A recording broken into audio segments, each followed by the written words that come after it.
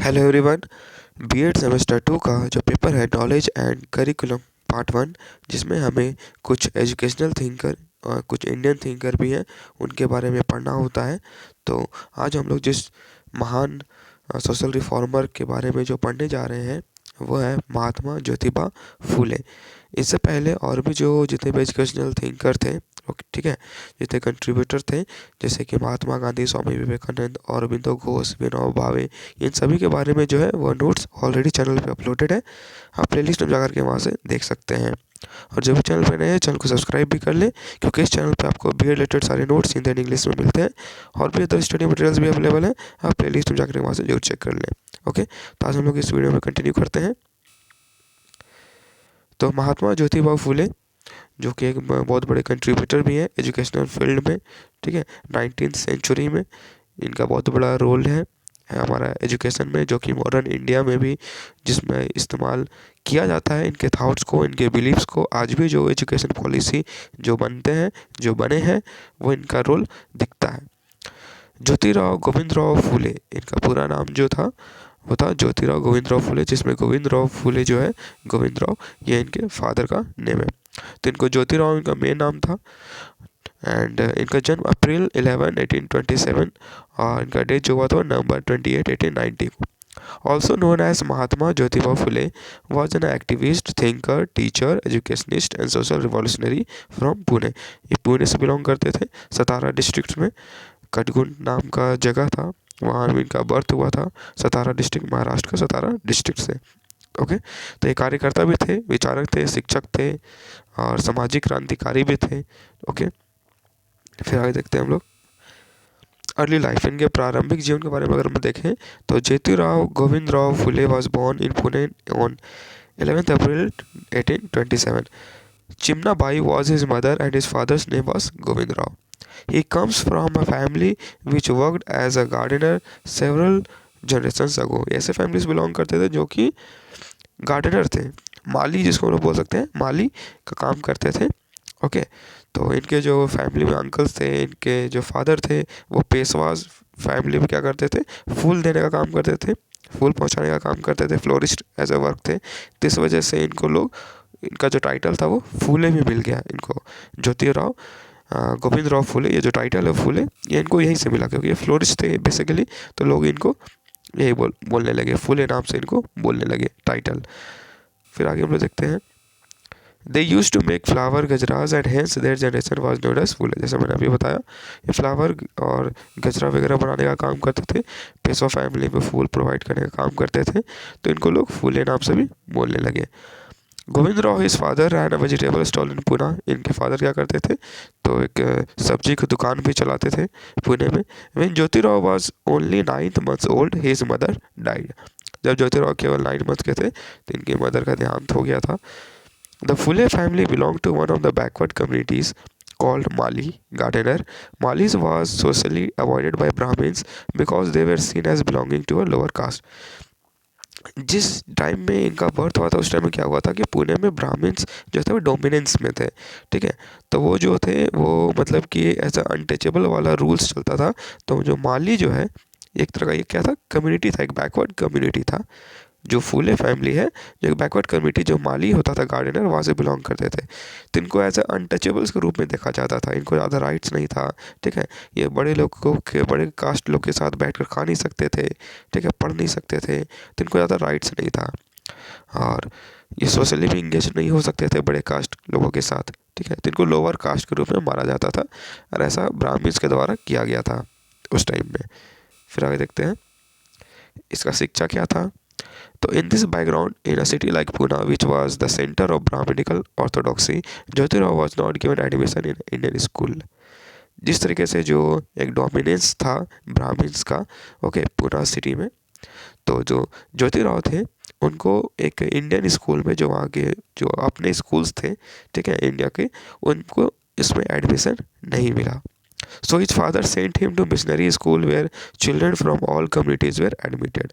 तो इनको एक मिशनरी स्कूल में भेज दिया गया इनको, जहाँ पे सभी कम्युनिटीज़ के लोग क्या थे, एडमिशन ले सकते थे, पढ़ सकते थे, वहाँ भेजा गया। But due to threats from some Brahmins, Jyotiba fathers discontinued his education and he was assigned gardening work on the farm. पर कुछ ब्राह्मण्स के द्वारा धमकाने की वजह से ज्योतिबा के जो फादर थे इनका पढ़ाई को छुटवा देते हैं और उनको काम में फिर वापस से लगवा देते हैं, गार्डनिंग वर्क में इनको वापस से लगा देते हैं। लेकिन ज्योतिबा क्या होते हैं, इससे खुश नहीं होते, गार्डनिंग वर्क से वो खुश नहीं होते हैं। ओके, और उनका ये इच्छा था कि वो आगे और भी एजुकेशन को कंटिन्यू करें। तो impressed by Jyotiba's intelligence and his love for knowledge, two of his neighbors, one a Muslim teacher and another a Christian gentleman, persuaded his father Govindrao to allow him to study in secondary school. लेकिन जो ज्योतिबा के अंदर जो talent था, जो उनका intelligence था, ठीक है, उसको देखते हुए जो दो उनके नेबर्स थे, एक मुस्लिम टीचर और एक क्रिश्चियन जेंटलमैन, जो क्रिश्चियन मैन थे, उन्होंने इनके फादर को मनाया कि उन्हें आगे पढ़ने के लिए अलाउ करें। ओके, इसके बाद से फिर इनके फादर इनको अलाउ करते हैं पढ़ने के लिए। In 1841, Jyotiba got admission in the Scottish Mission High School, Pune. After completing secondary education in 1847, he decided not to accept a job under the government. ये अपना सेकेंडरी एजुकेशन कंप्लीट करने के बाद ये डिसाइड करते हैं कि हम गवर्नमेंट के अंदर में काम हमको नहीं करना है, वो जॉब नहीं लेना है। Jyotirao married to Savitribai in 1840। Savitribai Phule जिनको हम लोग जानते हैं, वो भी उन्होंने बहुत सोशल वर्क किए हैं। ओके, और जिन्हें हम लोग सावित्री बाई को first women teacher, first lady teacher के नाम से भी हम लोग जानते हैं। ओके, तो इनका जो विवाह था वो ज्योतिराव से हुआ था। When he was just 13 years old, 13 साल की उम्र में ही उनका शादी हो गया था। ज्योतिराव का जिस टाइम उम्र हो रहा था 13 ईयर्स ओल्ड, उस टाइम शादी हुआ था इन 1840। फिर आगे देखते हैं हम लोग educational philosophy of Mahatma Phule. अब महात्मा फुले का क्या क्या शैक्षिक दर्शन था उसके बारे में पढ़ते हैं। He believed in the principles of freedom, equality and fraternity and tolerance. वे स्वतंत्रता, समानता, भाईचारा, सहिष्णुता के सिद्धांतों में विश्वास करते थे। ही believed that an ignorant and illiterate person is like a beast.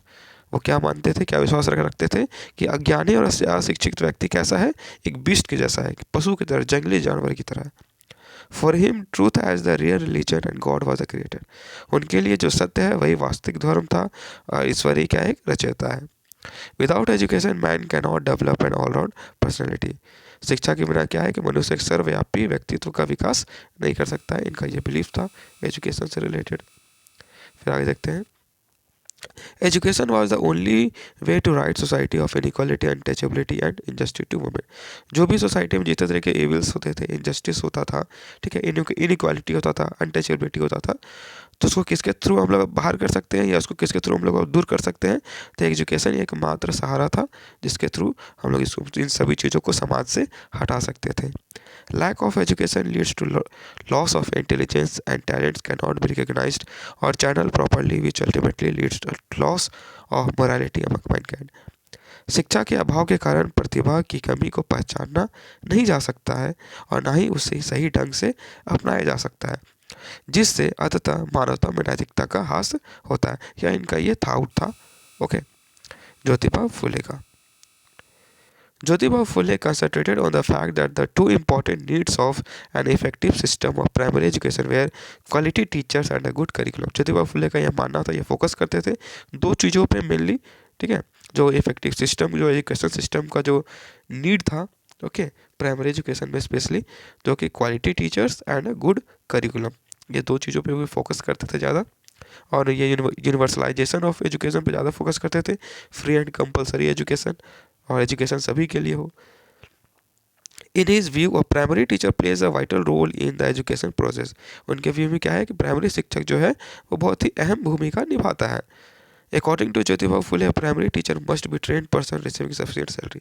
एक प्राइमरी टीचर को एक सफिशिएंट प्रॉपरली ट्रेंड भी होना चाहिए और उसे एक सफिशिएंट सैलरी भी मिलना चाहिए। ओके, बाकी अदर दैन टीचर से उसको ज़्यादा सैलरी भी मिलना चाहिए, इनका भी ये कहना था। फिर आगे देखते हैं he wanted teachers to be drawn from lower caste so that they could be given employment opportunities. और इनका यह भी मानना था, ये इच्छा था, ये चाहते थे कि जो प्राइमरी टीचर्स हो स्पेशली लोअर कास्ट से आए ताकि उनको एम्प्लॉयमेंट अपॉर्चुनिटी भी मिले। According to Mahatma Phule, education is the only panacea for eradicating social evils. Mahatma Phule के अनुसार जो सामाजिक बुराइयां था उसको समाप्त करने के लिए शिक्षा ही एकमात्र उपाय था। फिर आगे देखते हैं, the education of women and other deprived groups must be given top priority for establishment of social justice. सामाजिक न्याय के लिए क्या होगा कि महिलाओं और अन्य वंचित समूह को सर्वोच्च प्राथमिकता दी जानी चाहिए, जिससे क्या होगा कि सामाजिक न्याय की स्थापना होगा। Education must serve as a binding force in society. Education को क्या करना चाहिए, एक बाइंडिंग फोर्स की तरह सोसाइटी में काम करना चाहिए, जो समाज में लोगों को आपस में जोड़े। Practical knowledge is superior to bookish knowledge. ये इनका मानना था कि जो प्रैक्टिकल नॉलेज होगा, जो व्यवहारिक ज्ञान होगा, वो किताबी ज्ञान से बेहतर होगा। और ये सही बात भी है कि जो प्रैक्टिकल नॉलेज होगा वो बुकिश लैंग्वेज से तो वो बेहतर होगा ही। The government must formulate the scheme of scholarships and rewards for deserving students and those in need of support. और इनका मानना था कि गवर्नमेंट को स्कीम बनाना चाहिए जो कि स्कॉलरशिप प्रोवाइड करे, रिवॉर्ड प्रोवाइड करे, वैसे डिजर्विंग स्टूडेंट्स के लिए और वैसे स्टूडेंट्स के लिए जिनको नीड हो, ओके, जिनसे उनको आसानी हो उनके एजुकेशन में। फिर आगे देखते हैं, फुलिश thought on education can be summarised as follows. इनका जो थाउट था उस तरीके से हम लोग समझ सकते हैं, समरी वे में हम लोग समझ सकते हैं कि lack of education leads to lack of wisdom which in turn leads to lack of justice, this leads to lack of progress which leads to lack of money and results in operation of the lower caste. ये किस तरीके से समझते थे शिक्षा को, इनका विचार क्या था, शिक्षा की कमी बुद्धिमत्ता की कमी की ओर ले जाती है, जिसके परिणाम स्वरूप न्याय का अभाव होता है।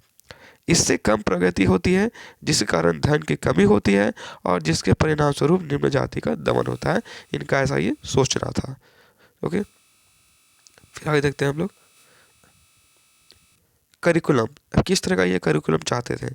Medium of instruction should be mother tongue. Mother tongue में इंस्ट्रक्शन मतलब जो पढ़ाई होनी चाहिए स्कूल्स में, और उसका मीडियम कैसा होना चाहिए, कौन सा लैंग्वेज में होना चाहिए, तो mother tongue. Primary education should B compulsory, ये कंपलसरी होना चाहिए सभी के लिए, इसमें गर्ल्स भी इंक्लूडेड हैं। Curriculum in rural and urban area should be different, अलग अलग होना चाहिए क्योंकि रिक्वायरमेंट भी अलग अलग होता है, तो अर्बन रूरल में जो करिकुलम बने वो अलग अलग बने। Technology, moral science and arts of monetary values should be taut. जो टेक्नोलॉजी रिलेटेड पढ़ाई, मोरल साइंस रिलेटेड पढ़ाई, आर्ट्स रिलेटेड पढ़ाई, ओके, पैसों से रिलेटेड जो भी हम लोग बोल सकते हैं वैसे का पढ़ाई करवाना चाहिए बच्चों को। वैसे मतलब बोल सकते हैं हम लोग कि प्रैक्टिकल नॉलेज बच्चों को मिलना चाहिए, ये चाहते थे। Subjects relating to agriculture, hygiene, cottage industries, cottage and small scale industries and various arts and crafts should be taught। ये प्रैक्टिकल नॉलेज पे ज़्यादा फोकस करते थे, जैसा कि हम लोग पहले भी देखा था कि ये बुकिश लैंग्वेज से ज़्यादा फोर्स किए थे प्रैक्टिकल नॉलेज पे, जिसमें कि बच्चों को एग्रीकल्चर, उनके health related, hygiene, cottage industry सभी के बारे में उनको नॉलेज प्रॉपर मिले। Okay, preliminary knowledge about agriculture and health should be included in the curriculum. School should be inspected at least 4 times in year. साल भर में कम से कम 4 बार उसको निरीक्षण किया जाना चाहिए ताकि काम सही से चल रहा है या नहीं चल रहा है। Secondary school education should be more practical and equip child to face future life. माध्यमिक विद्यालय की शिक्षा क्या होना चाहिए, अधिक व्यवहारिक होनी चाहिए और बच्चे को भविष्य के जीवन का सामना करने के लिए तैयार करना चाहिए। Curriculum must be utilitarian and practical so as to cover the needs of the society. Curriculum को ऐसा बनाना है जो कि उपयोगी हो, वो व्यवहारिक हो, ठीक है, जो कि जो सोसाइटी का नीड्स है उसको फुलफिल कर सके, ऐसा करिकुलम को डिज़ाइन करना है। फिर आगे देखते हैं हम लोग Mahatma Phule on women education. Women education में इनका क्या राय था, क्या विचार था इनका। Mahatma Phule was an educational revolutionary of 19th century India who brought about social reforms in society specially pertaining to human rights. Mahatma Phule क्या थे, 19वीं शताब्दी के भारत में शैक्षिक क्रांतिकारी थे, जिन्होंने समाज में विशेष रूप से महिलाओं के अधिकारों से संबंधित सामाजिक सुधार लाए थे। He believed that for society to develop and become qualitative, it was necessary for women to be educated। ये मानते थे, ये विश्वास करते थे कि अगर सोसाइटी को, अगर समाज का विकास अगर गुणात्मक तौर पे अगर करना हो तो स्त्री को शिक्षित करना बहुत ही आवश्यक है। He hated to see social inequality, slavery of women, the caste system, injustice and neglect of women's education, and thus he started the Satyashodhak Samaj for helping those women who were deserted, widowed or cheated by family or society। वे सामाजिक असमानता, स्त्रियों की गुलामी, जाति प्रथा, स्त्रियों की शिक्षा की उपेक्षा आदि को बहुत नफरत करते थे और इस प्रकार उन्होंने सत्यशोधक समाज की भी स्थापना की। उन महिलाओं की मदद करने के लिए जो परिवार या समाज द्वारा अलग कर दिए गए, विधवा या धोखा दिए गए थे। उन सभी को, और भी जो अनटचेबल्स थे, जिनको राइट्स नहीं मिलता था लोगों को, ओके, जो समाज में उनको प्रॉपर स्थान नहीं मिला था, उनके लिए ये उन्होंने क्या किया था, तो सत्य शोधक समाज का इन्होंने क्या किया था, गठन किया था। ओके, फिर आगे में देखते हैं। He saw that women in general were denied educational opportunities, thus leaving them to a life of misery and subjugation. Hence, he felt it important that for society to develop and become qualitative, women should be educated, as lack of education leads to loss of intelligence and morality among mankind. उन्होंने देखा कि आमतौर पर महिलाओं को शिक्षा के अवसरों से वंचित रखा जाता था और उस प्रकार उनको बदहाली और पराक्रम की जिंदगी भी छोड़ दिया जाता था। इसलिए उनका मानना था कि समाज के विकास तथा गुणात्मक हो जाने के लिए महिलाओं को शिक्षित किया जाना चाहिए, क्योंकि शिक्षा के अभाव से मानवता में बुद्धिमत्ता तथा नैतिकता का समाप्त हो जाता है। फिर हम लोग आगे देखते हैं। He fought for legitimizing widow remarriage and desired to see women become independent and educated with vibrant personality of their own. उन्होंने विधवा विवाह को वैध बनाने के लिए संघर्ष किया और स्त्रियों को स्वतंत्र और जीवंत व्यक्तित्व से शिक्षित देखना चाहा। In 1848, Phule began his work as a social reformer. Interested in education of boys and girls of lower caste, he started a school for them. Since no female teacher was available, Phule asked his wife Savitri Bai to teach in the school. 1848 में क्या किए, फूले ने समाज सुधारक के रूप में अपना कार्य आरंभ किया। लड़कों और छोटी जाति की लड़कियों की शिक्षा में रुचि रखते हुए उन्होंने उनके लिए स्कूल शुरू किया। चूँकि कोई महिला शिक्षक उपलब्ध नहीं थी, फूले ने अपनी पत्नी सावित्रीबाई फूले से स्कूल में पढ़ाने के लिए कहा। तो सबसे पहले इन्होंने अपनी वाइफ को ही पढ़ाया था। ओके, सावित्रीबाई फूले को इन्होंने पढ़ाया था। उसके बाद से फिर क्या क्या किया कि इन्होंने अपने वाइफ को कन्विंस किया, बोला कि सबसे पहले आप ही क्या करो कि एज अ स्कूल के तौर पे, टीचर के तौर पे आप पढ़ाओ। ओके, तो जिसमें क्या होता था कि महिलाओं को ही शिक्षित किया जाता था। ओके, तो उनमें सावित्रीबाई फूले आगे आई और ये फर्स्ट लेडी टीचर भी हुई। ही open 2 more schools for girls in 1851।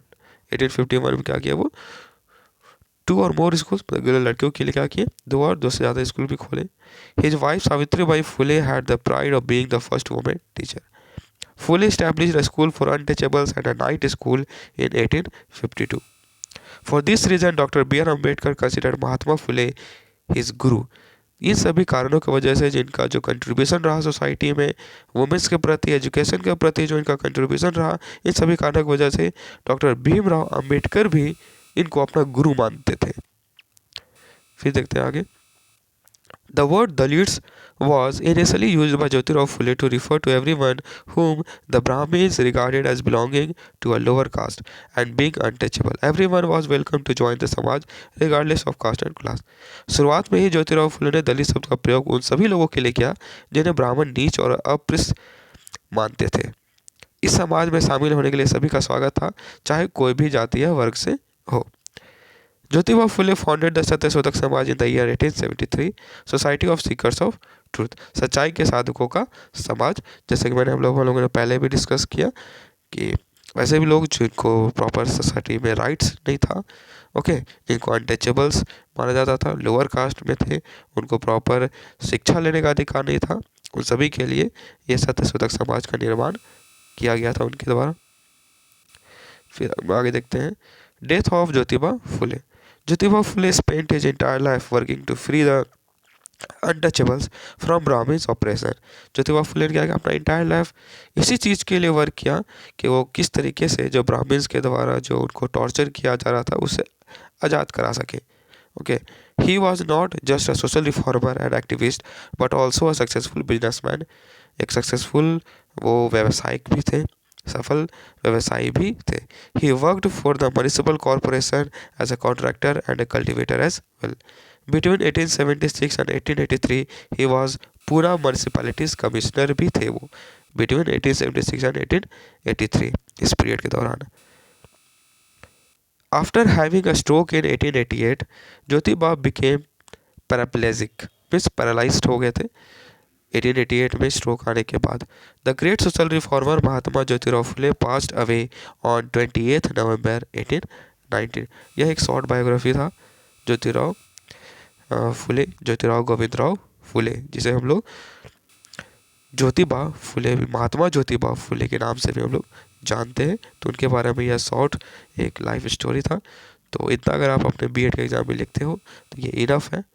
Okay, अगर आपको ये नोट्स अच्छी लगी हो तो वीडियो को लाइक करना, चैनल को सब्सक्राइब करना और अपने दोस्तों के पास भी इसे जरूर शेयर करना। तो मिलते हैं हम लोग नेक्स्ट वीडियो में।